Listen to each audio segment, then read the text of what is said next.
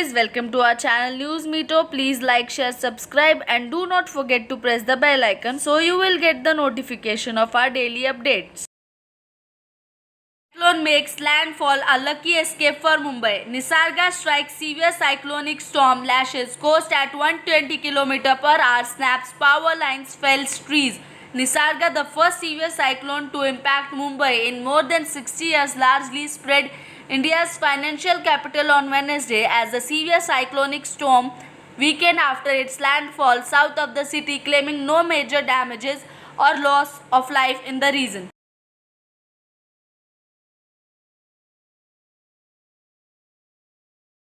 1,500 plus new cases in Delhi. India death toll hit 6,000. Delhi on Wednesday added 1,513 coronavirus diseases, the city highest single day jump so far that took the total tally of infection 23,645. Apart from expectation on June 1, the capital has reported more than 1,000 cases every day in the last 7 days. The number of fatalities in the capital rose to 606, with 50 more deaths being added to the city toll on Wednesday. India death toll from COVID-19 crossed the 6,000 mark. Farmers can now sell produce outside state notified market. Reforms. Cabinet approves change to Essential Commodities Act, approves ordinance to limit farm trade curbs.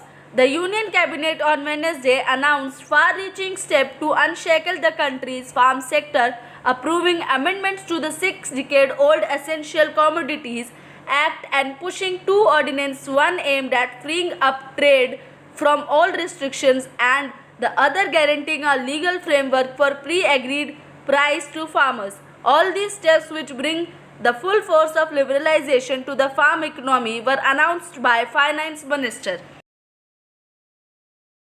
Mumbai, the capital city of Maharashtra, was left largely unscathed by Nisarga, the severe cyclone storm that made landfall in the coastal district of Raigad between Srivardhan and Murud from 12:30 pm to 2:30 pm Wednesday. Even though the Indian Meteorological Department had predicted very heavy rainfall and a likely storm surge that was expected to cause inundation in low-lying areas of the city.